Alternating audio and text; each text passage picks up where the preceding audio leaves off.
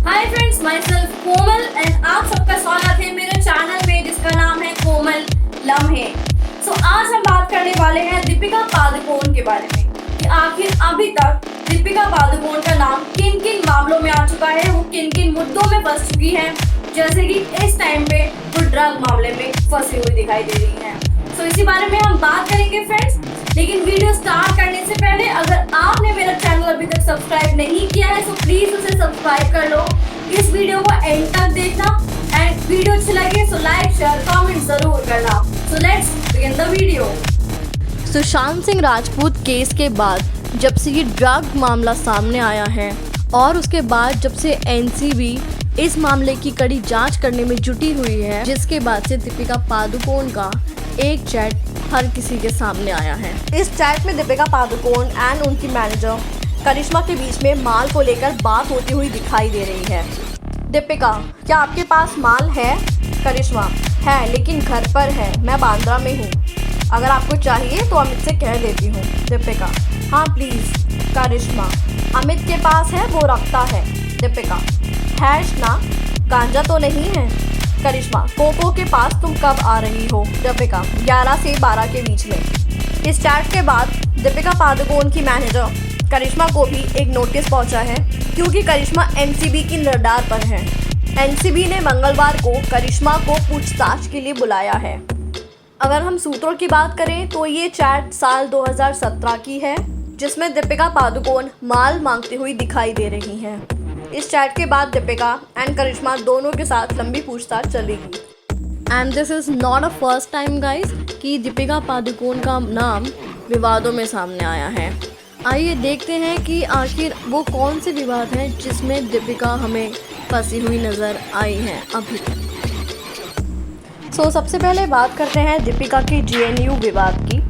इस टाइम पे दीपिका की मूवी छपाक रिलीज़ होने वाली थी एंड वो फिल्म के प्रमोशन के लिए दिल्ली में आई हुई थी।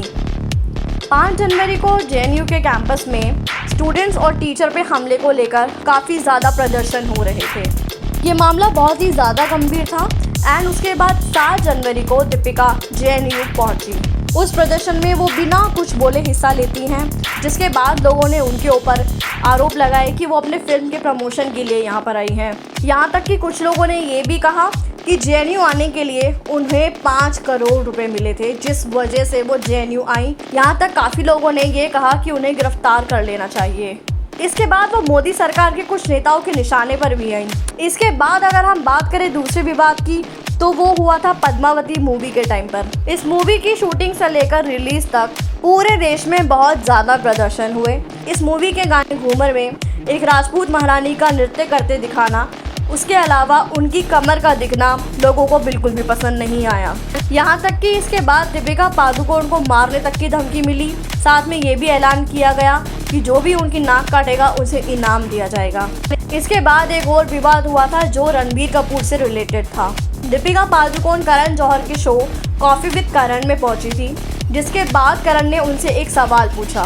हालांकि इस टाइम तक दीपिका एंड रणबीर का ब्रेकअप हो चुका था, लेकिन तब भी उनसे एक सवाल पूछा गया कि वो इस एक्टर को क्या गिफ्ट देना चाहेंगी, जिसके बाद दीपिका ने हंसते हुए जवाब दिया कि वो इन्हें गर्भ निरोधक देना चाहेंगी, क्योंकि वो इसका बहुत ही ज़्यादा इस्तेमाल करते हैं।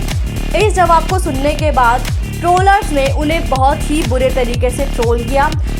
इसके अलावा दीपिका एंड रणबीर की जो शादी थी वो भी विवाद में रही। इनकी शादी को मीडिया ने इस तरीके से दिखाया कि जैसे पूरी दुनिया में इनकी शादी के अलावा और कोई मुद्दा बचा ही नहीं है।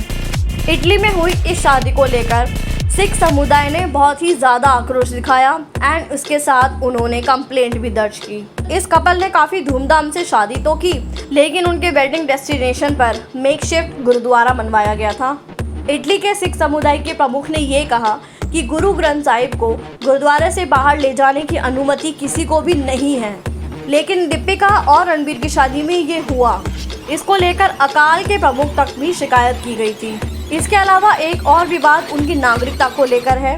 दीपिका पादुकोण का जन्म डेनमार्क के कोपेनहेगन में हुआ था। हालांकि वो इंडिया काफ़ी पहले आ चुकी थी, लेकिन हमेशा से ही उनकी नागरिकता को लेकर सवाल उठाए गए हैं।